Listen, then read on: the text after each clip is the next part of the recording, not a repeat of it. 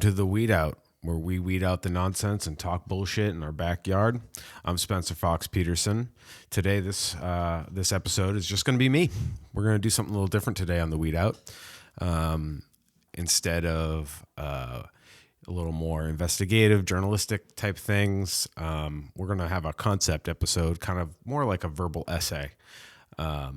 Joanna, our wonderful co-host, she is off this week. She is taking some much needed R&R. She is the backbone of the Weed Out. Without her, this doesn't happen. She makes everything happen. As far as, she even made an interview happen because my work was busy during the holiday time. So I wanted to definitely take time and show appreciation for the Weed Out community and from me, myself, for Joanna. She's excellent. She's de facto executive producer. We share a lot of the responsibilities here at the Weed Out. We do, but Joanna is the rock. She's consistent and she's very driven. So it's very important to call out your loved ones. And without her, we don't have a show. So her dedication, her skills really are great. The research background, her reading capability is better than most. To say at least, and instead of spending too much time on this, but I think it's important to, it's good to know your strengths and weaknesses. And at the Weed Out, I am a talker. I work through things verbally. I was never a great student. I wasn't an avid reader. I do read, much to the chagrin of my spouse. She makes jokes. She's a much more voracious, vociferous reader, but I am just a verbal person. So that's what we're gonna try this episode out, and we're gonna do kind of like a monologue. We'll call it Real Talk with Spencer Fox. The roots of this is actually tied to my retail days as a retail butcher. After I left that space and no longer did retail butchery anymore, just customer facing, helping people solve their problems, hearing about their gastrointestinal issues, all the way up to how much they hate their mother-in-law this time of year. Not to say that I was a therapist, but in a way I was a confident and without even realizing it, people would come and they would ask a question about cooking meat, history of cooking meat, sausage, whatever, just in my brain, and my skill is kind of bullshitting. When I was a kid, I wasn't the world's greatest test taker, but I could do an oral presentation, and part of it was I just had a feel,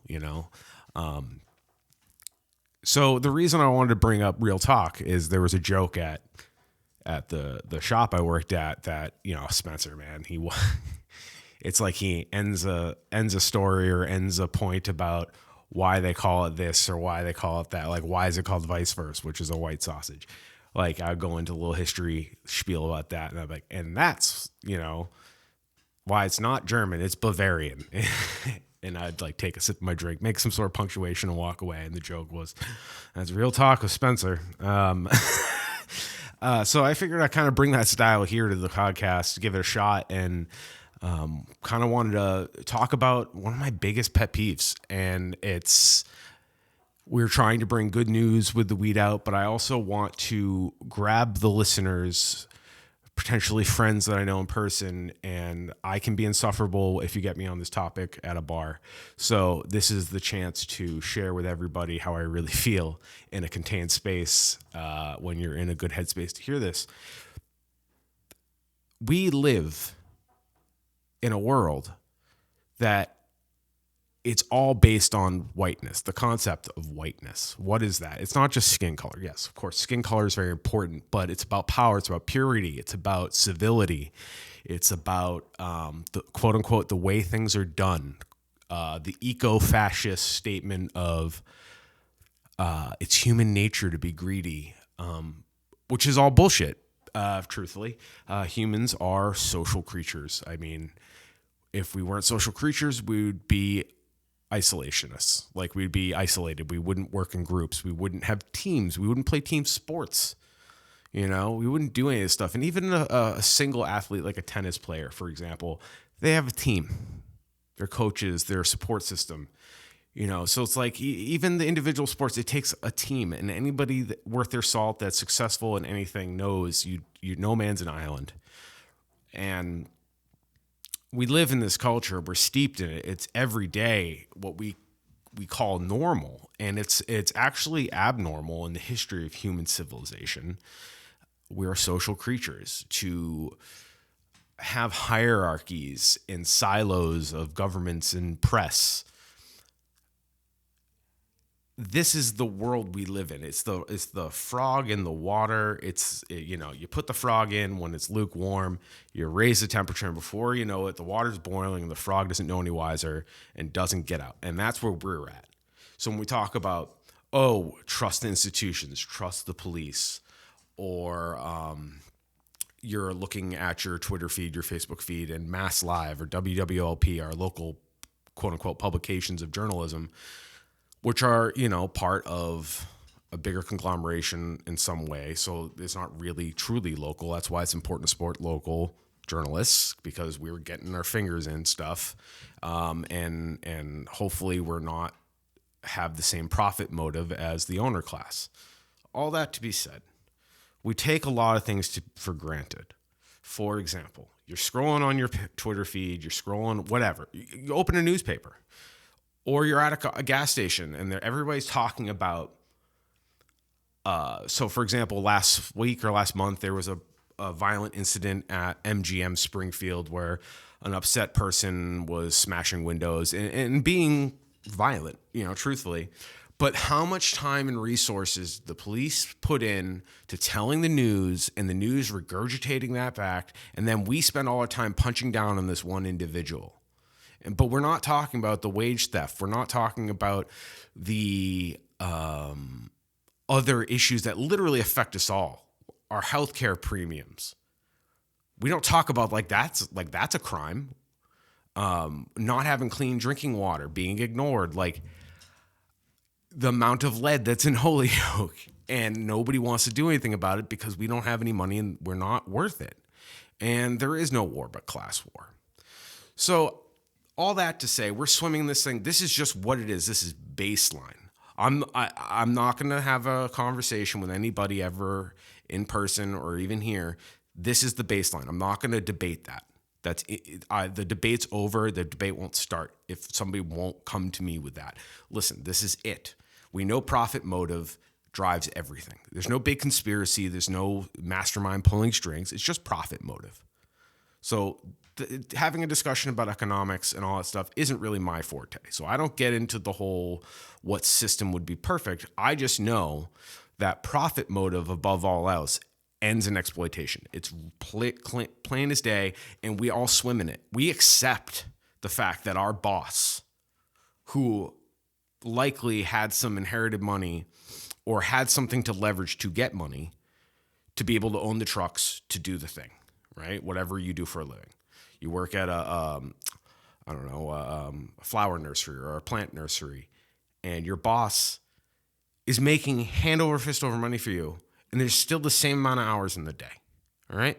So why wouldn't the news and the owner class, they all own stuff. They don't have to be colluding directly. They don't have to be doing this like movie style thing. It's not complicated. It's profit motive. So that's the world we live in.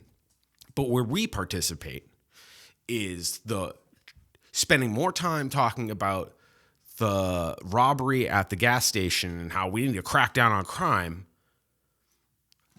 Like, you're punching down. You're punching down in that situation. Like, a person gets to the point where they're not with it and they need to do violent things, like stick up a gas station or damage property at MGM because they're having a mental episode or whatever is the issue.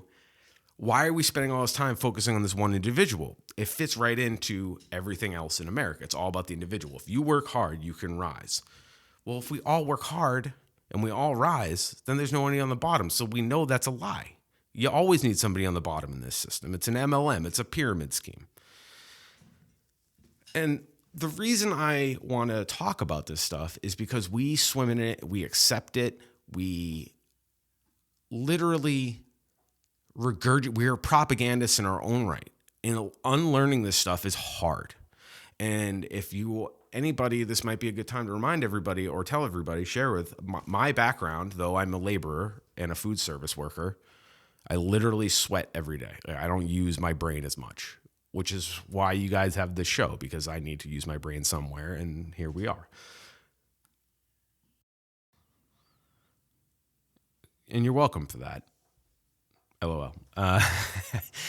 So my bona fides are, I went to school for communications. I have a bachelor's degree from UMass in communications. So my mind is always kind of looking at media. I can't help it. I don't do anything for a living in regard to that other than the weed out.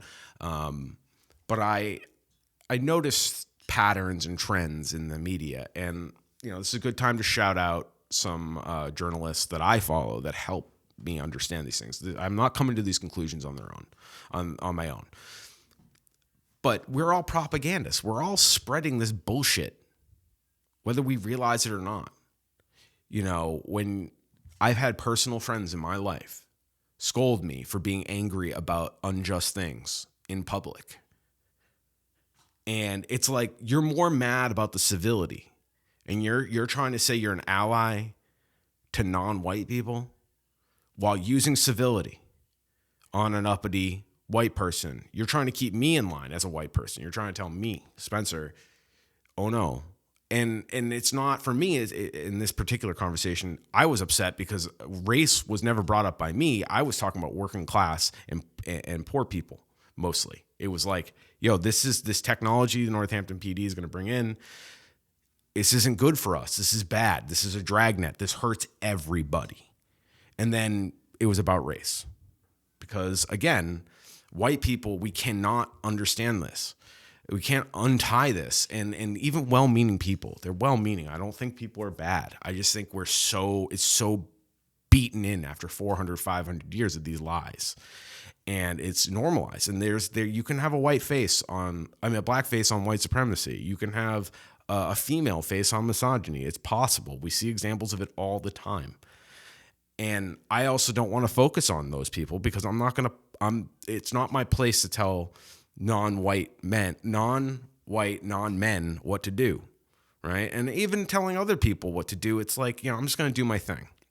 But we need to call each other out when it comes down to community safety and spreading propaganda for the state, for the oppressors, for the owner class via mass live news, focusing on that detail about looting at a protest or a riot, focusing on those details. That stuff's insured. Don't worry about it.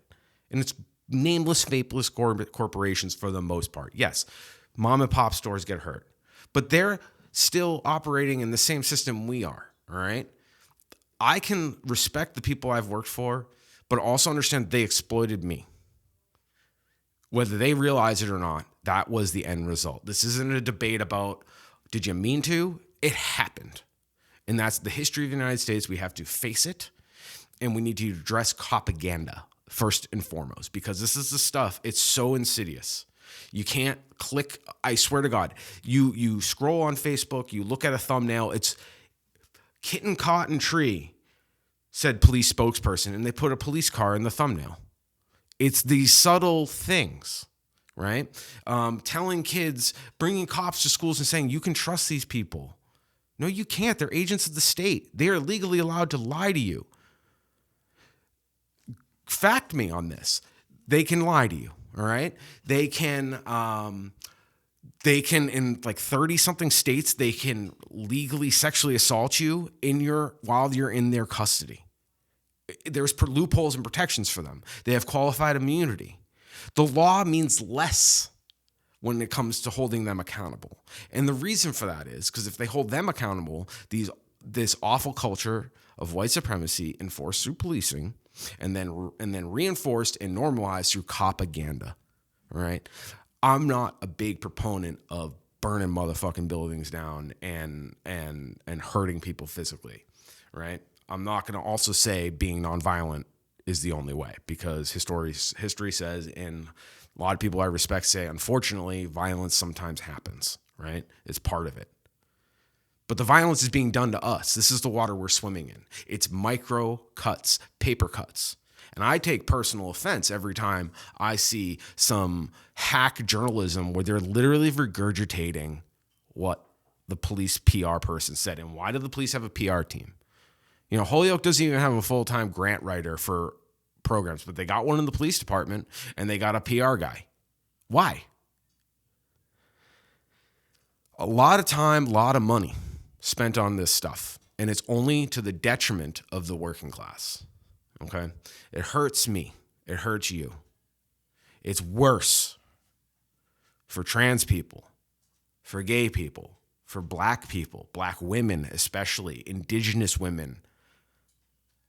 Even when something that the police aren't responsible for, and again, this can all be backed up. You can Google every single one of these things and this can be backed up.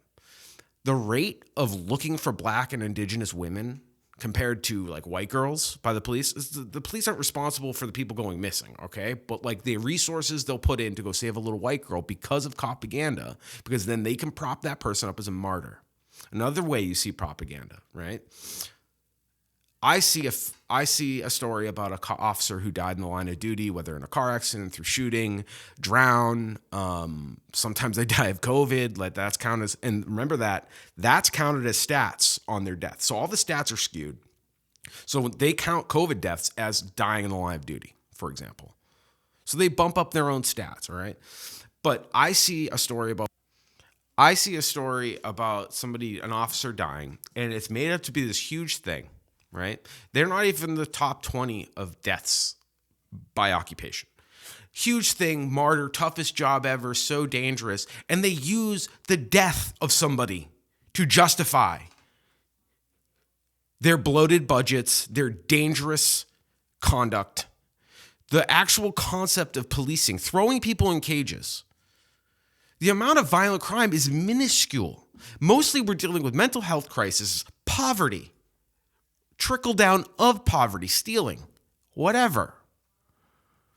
All of this to keep this institution of white supremacy around, right? And they will ultimately side, they are class traders, they'll ultimately side with the owner class because they pay them a little bit more than they would make as a truck driver. In return, they get these little pittance of 30 up to 30% more than the average working person. If they, with their same education, their same skills, they'd be doing a grunt job just like me. All right, I'm far more educated than the cop. Cops only have like on average, I think on average it's like 16 weeks of training total, and then maybe some continuing ed, maybe depending on the department. This is just dangerous, but the only solution is to throw people in cages.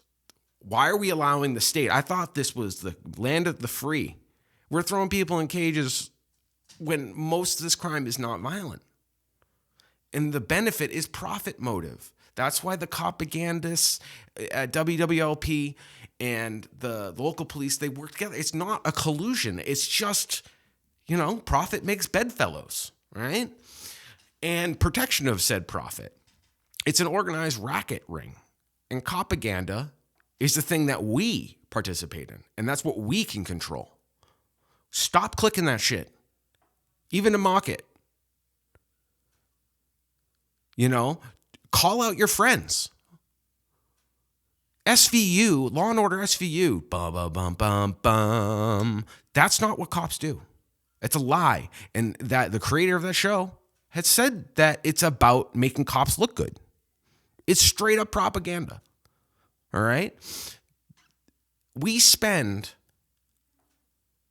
more on policing than all but 3 countries' militaries. We're talking nuclear shit. We're talking about defense. We're talking about all this stuff, all the overhead. The only countries ahead of it is China and the United States military. So in the United States, we have a military that's number 1 in the world in spending, by far. And then number 3 is our U.S. policing system. And by that logic, wouldn't we have a really fucking safe country? Wouldn't we live in a utopia if that budget was justified?